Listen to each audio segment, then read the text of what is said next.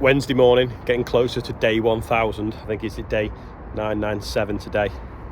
Don't know what to do when I get to day 1000. Should I just call it a day, hang up my phone,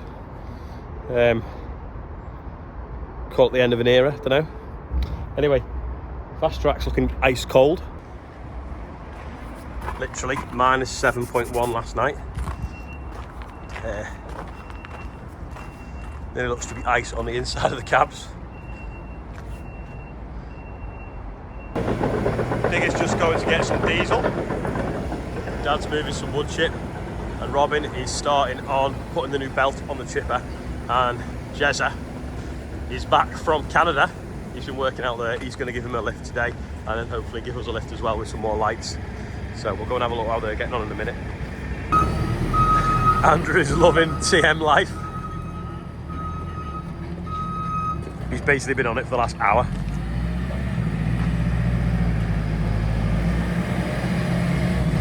Morning! I'm here on the 420 Beast. How are you, Em? Morning all. Gonna have a play at it now anyway. First things first, I really like that little piece of plastic there because it means you can put your phone in it like that and it doesn't fly anywhere. And the heater is really warm. That's probably because Andrew has been on it for the last hour. It seems weird though, driving something articulated. Why aren't we moving? Neutral. Forwards.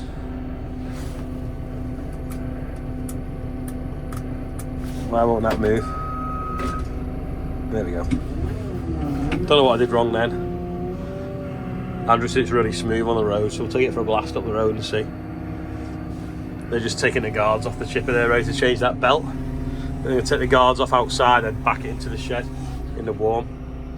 I know your tools keep warm, but it rattles the toolbox being there.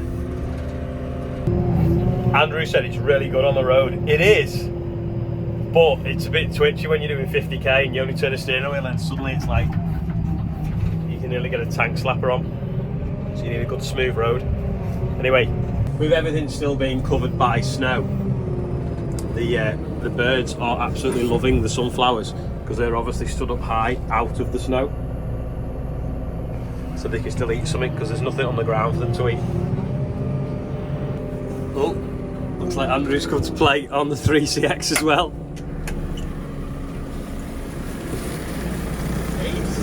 You playing? He's Luke, he's 5. Andrew's going to have a play at the back actor. I think you should do Dancing Diggers.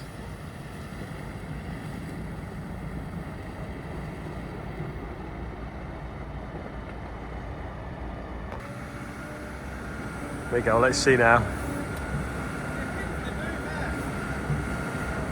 Can't see one.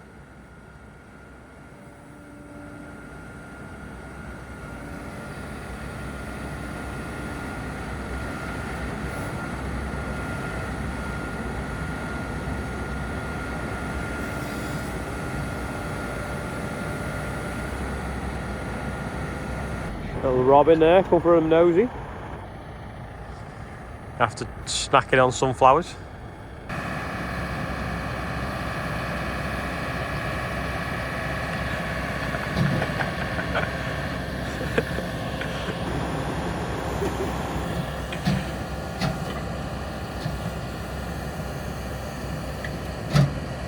That's enough playing with the JCB. Gonna go back to the yard. They're ready to pick up the combine. So I'm going to explain a little bit more in a minute about that. They're going to back the combine out of the shed now and load it on the low loader that they've brought. Come on.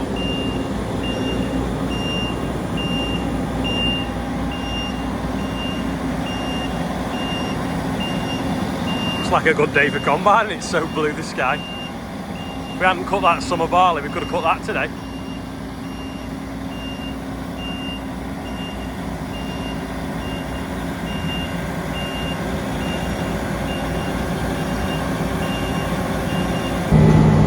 Running it up now, make sure there's no mudstone rodents in it.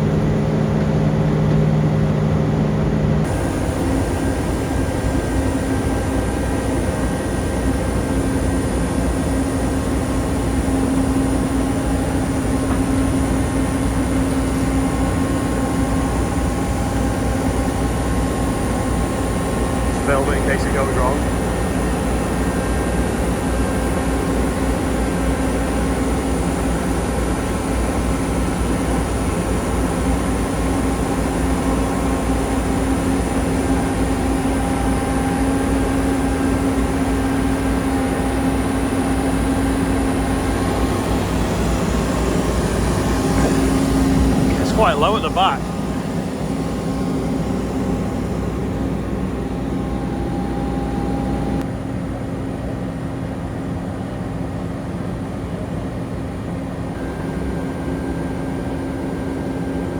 Back wheels just fit on.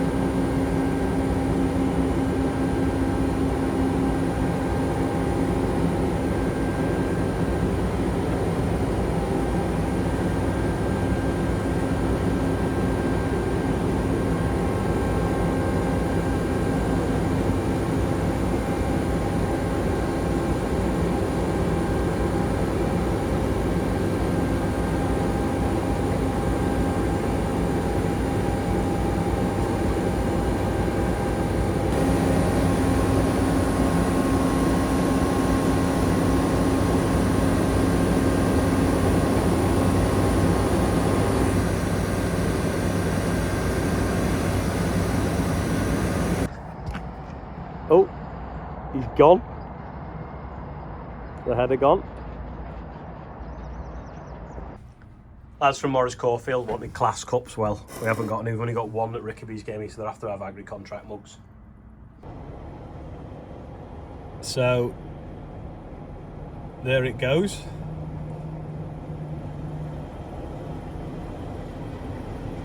Cool reg. The end of an era for the Class 8700. First new combine I've ever owned. Just got to Craig's now. It's sliding a little bit in the ice as Andrew's turning it round to put it in his drive forwards rather than backwards. Looks cool with the black rims. Quick update, remember the walls we lifted in that had been 3D printed? Well, this is what they're part of now. Still got some finishing touches to do. Is it going to be finished for Christmas?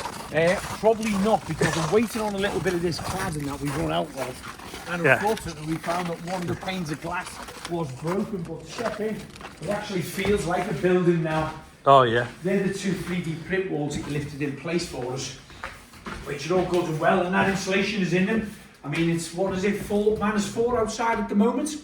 And if you touch that, it's cold because this room's cold, there's a door open. But once you've got a bit of heat in here, I think that will should be all right, shouldn't it? In well. And of course, we've put all that dry straw you give us in the insides of it. Is that your pallet Christmas tree? Yeah, giving that away this afternoon. Actually, we're going to be. Not good on the front of a JCB. A few people on Facebook have said they want to tag their friends in, so we'll get Nelly to draw one out of the hat later. Oh right, yeah. Move it away. But it's good. But we're pleased with the space in here. It's getting there, isn't it? It's got like 32 square meters. It's a 6 panel building, so you've got the insulation as well in the walls, floors and ceiling in the rest of the building, but for us, it gets the office out of the house. Yeah. This is the main thing. Because we've had staff now, you know, 3 or 4 of them working in the office every day, and it's just too much with the kids being there, so get them all outside in here. Andrew's just chipped all the ice out of that bucket on that, so that he can use it for loading wheat.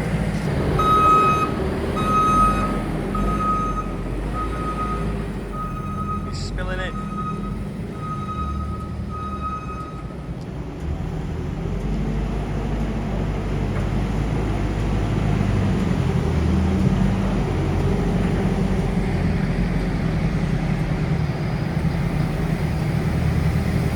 There's a lot apart.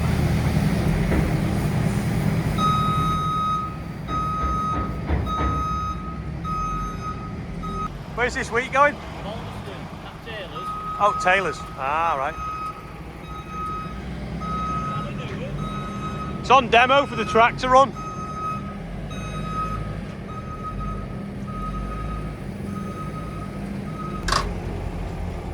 Andrew's just loading that up now, and then Rob and Jez are taking these guards off so that they can get this belt in. You can see how long it is. How long was it? Did we in feet, Rob? Long. Right, so why does the combine go? Well, because I've sold it. Basically, the header was damaged. The insurance wanted to write it off. By writing it off meant that I would have quite a big insurance claim for a new header.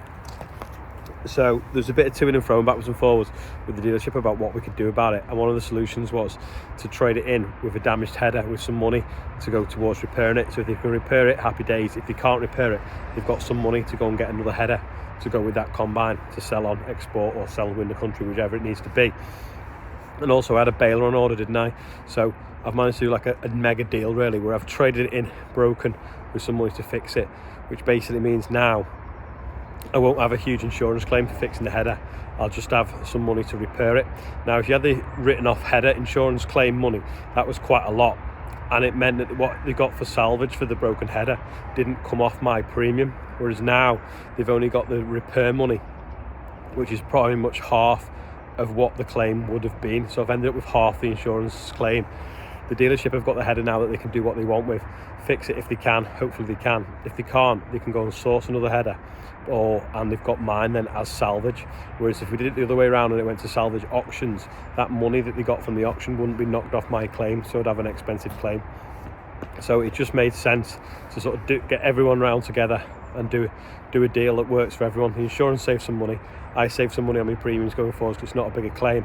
And then the only problem now is the dealership now have got to sort that header out, but they've got some money to go towards it, and if they can't, then they can put that and the salvage towards another header to go with that machine.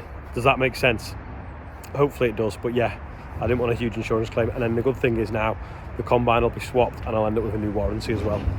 Quick costume change now off to Olivia's nativity. So it's the last nativity she'll do in her primary school, so don't really want to miss it. So been rushing around all morning to get to that. Also, ITV were supposed to be coming, messed me around. They said they were coming at 9 o'clock, didn't hear a thing. By 11, eventually got hold of them. Oh yeah, sorry, we're not coming, someone's got COVID. Did no one let you know? No, I've just waited around for you most of the morning. So thanks for that. They wanted to do something about fly tipping. So, who did you play, Olivia? I was the stage manager. There we go. So it's just finished now. Just going to get back to the yard now. Speak to BBC Breakfast about what they want to film as well, because hopefully they're covering the tractor run. So I'm just going to get to the top of the hill, find my car. James enjoyed it. Here's a picture of him dressed as Father Christmas.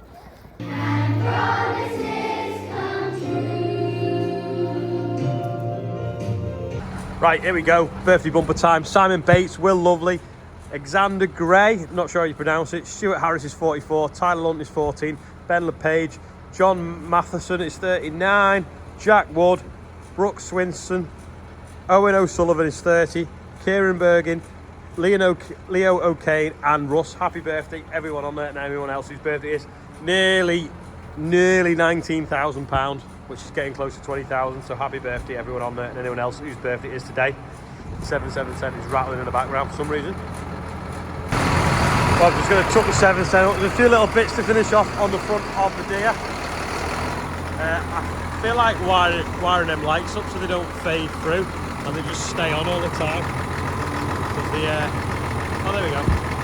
You can change the modes with a little button on the solar panel that's now widened. But yeah, these are the best lights we had. These were USB last year, but we can't get them anymore. But you can change the modes. Chipper update, the belt that came is wrong, so we've had to put the other one back on. No one noticed when it arrived in the box that it was a quarter of the size of box that you need to fit that belt in, and weighed only maybe 10% of what it should have done. So no one saw it arrive. It was put into one side, and anyway, when we took it apart, it was obviously completely the wrong belt. So we'll have to sort that next week now when it arrives, and we've put the other ones on so that we can just about limp a little bit more chip. Tired, Ian?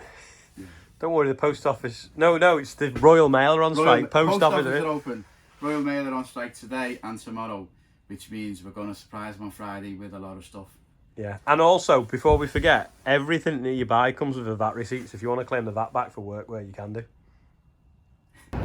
Anyway, it's late now. Thanks for watching. Don't forget, if you made it this far, it'd be great if you could like and subscribe, and you can press that bell thing as well so it tells you when we put a video out. Anyway, that's it for today. Thanks for watching. I'll see you all tomorrow.